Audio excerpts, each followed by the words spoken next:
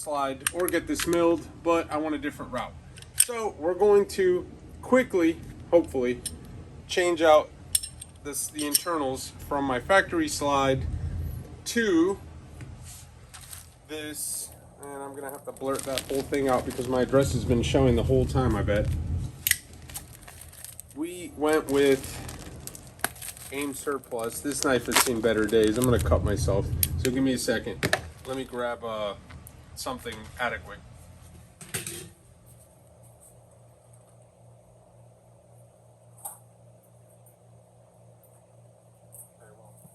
No idea where the razor knife is, so let's just grab a razor blade to get into this with. And wrap it again. Don't want to cut into it too much because it is a Cerakoted slide. Okie dokie, there she goes. And this came from AIM Surplus, which I happen to like, and I follow them on social media and stuff like that. Cool little sticker they included. That's nice. This slide was $135. So let's throw all my parts in here. I'm not going to put sights on it yet. I'm ordering the whatever the Costa ones are, suppressor height sights, lower 1/3 for co-witness, which I don't really care for co-witnessing. When I have the optic, I don't need them. But being that it's my EDC, I would like to have something on there in case for whatever reason the Holosun goes out. I don't want to be left, just point shooting, even though we all know statistically, yes, chances are if you ever need your defensive pistol, it's going to be at such close quarters that you're not even going to use your sights. So we do practice point shooting for that reason, and if you don't do that, I recommend you do. See what kind of groupings you get. Here's a brand new Holosun optic. Let's pull this puppy out. There it is. Also found that in flat dark earth. It's not a perfect match, but it's close enough for what I want to do. So this might just be it right here. Let's see. I'm going to take this plate off. That is not it. This side is smaller. That's convenient. That size is it. For future reference, if you're buying it, it's a T10. Granted, these are not Torx, they're Allens, but the Torx 10 fits. So if you buy the AIM Surplus slide, that's what you'll need to take the bolts out, to take the plate out. Now, I am a little bit concerned because I know that all of these have these little notches and this does not, which is so great. That means that this guy is going to drop right in. Look at that. That's great. That is great, guys. All right. Let's move some stuff out of the way so I can work with the camera in my way as usual. You guys know I hate it, but it is what it is. All right, I gotta make this video for you. This is how I have to do it. These might be too long. This might be too long. Holosun does good and it sends you two sizes. Also, they might be too wide or too narrow. We'll see. I'm not sure what size these are going to be. We're going to try it without the optic on there first. And those thread right in. I'm going to say we've got us a winner. And they're also the same size. So fantastic. Here we go.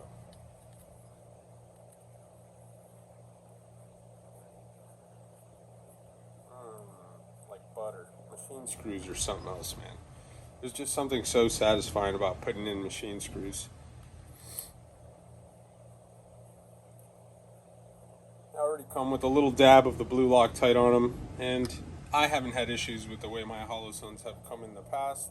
That's already nice and tight, but obviously we're going to snug it down. Pretty good. Should torque it to spec. I do have the tool right there.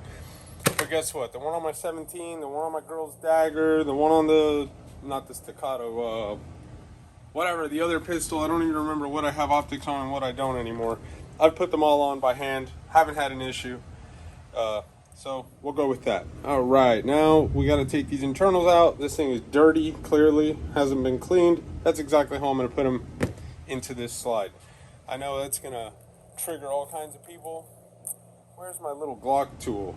Where is my little Glock tool? Let's see if we can do it with this Allen key that we got sitting here.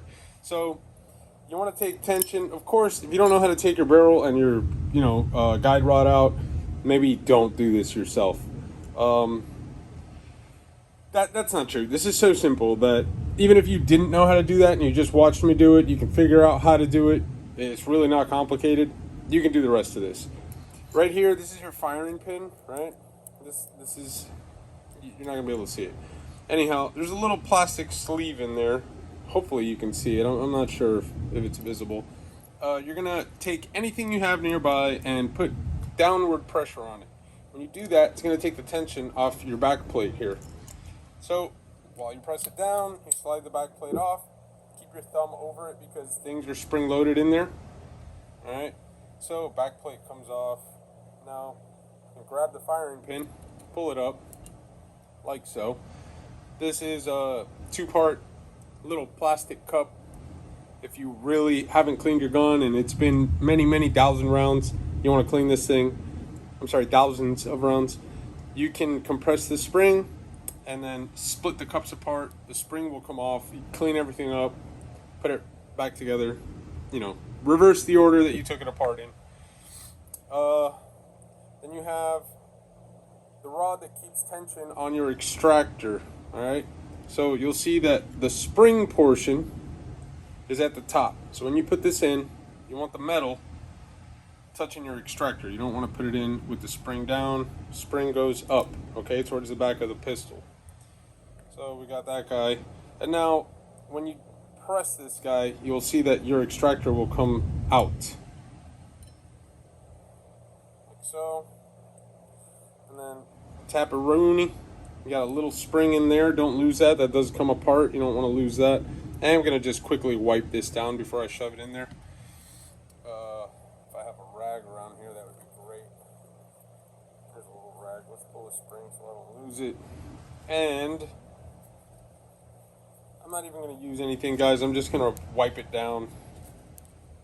Get any crud, carbon crud. There's already clearly oil on this, so maybe just clean it with that part of the rag and we'll be good. That's good enough for me. Alright, so now you're just going to reverse the order, guys. It's all pretty simple. You see you have a claw. That claw right there, that's what grabs your brass, right? So obviously that's going to go to the front. And also in the slide, you can see that little circle. That's where the other end is going to fit into. So you're just going to drop that in. Just like that. Make it fit. Oops. Make it fit like so. It will drop out, so kind of keep your thumb over it. Now we're going to put this guy in.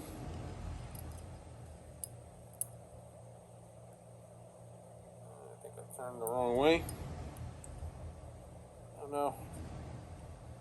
You want to make absolutely positive that your spring does not fall out like mine did. There it is.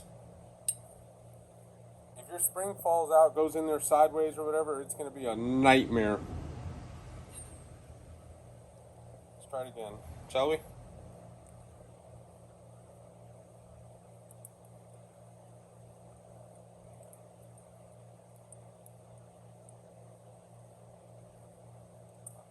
I'm sorry. I've got this phone on a tripod in front of me. So I'm trying to do this and talk to you guys at the same time and concentrate on what I'm doing, and none of it is working. So there is a right way for your plunger to go in, and I'm going to assume I did not have it the right way. Okay, so I have tension. I have spring return on it, so I know that it's in there correctly. Okay, now let me press it in, pull the extractor out. All right, so that's what it should look like, and it should be obviously springy. When you press it, it should return. The spring should return it.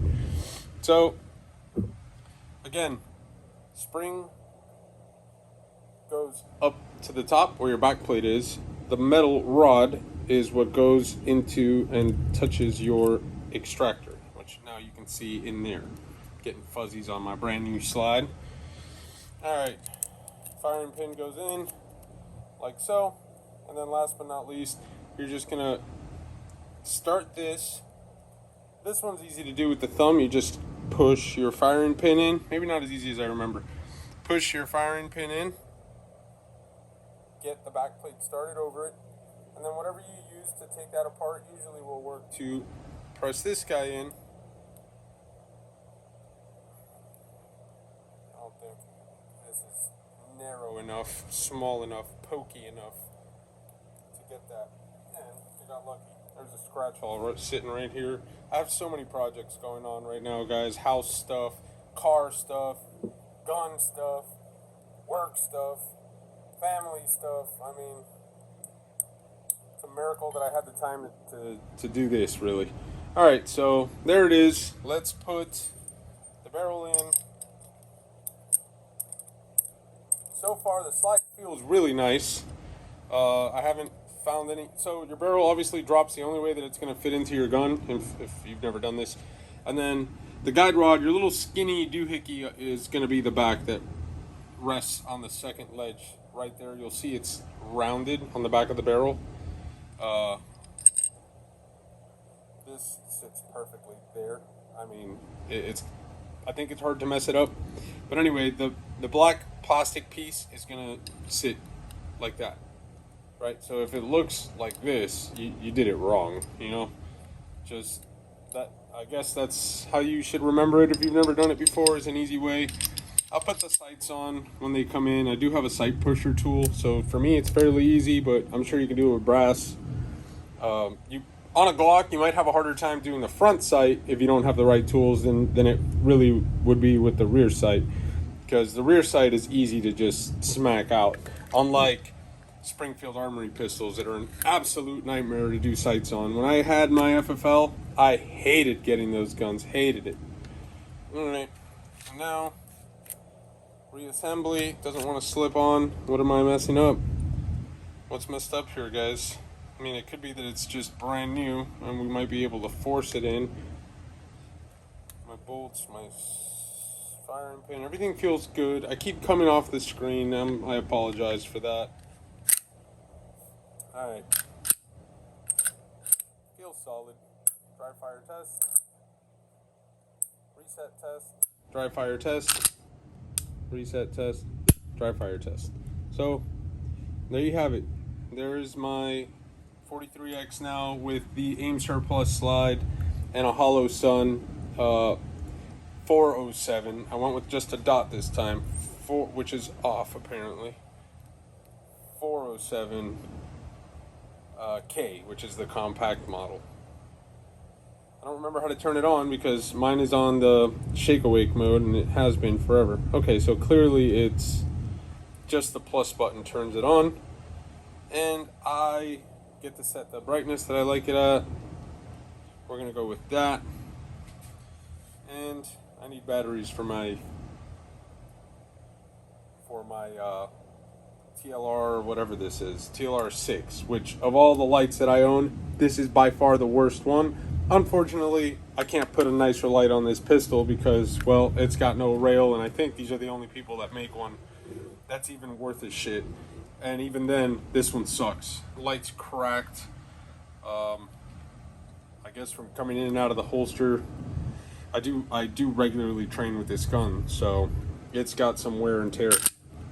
But there you have it, guys. That is the Holosun 407K and the Aim Surplus slide. I'll post a video when I take it out. I'll take it out this weekend because I won't be able to carry this, obviously, until I put, preferably for myself, at least 1,500 rounds through it to be absolutely positive that it cycles and everything is kosher with it.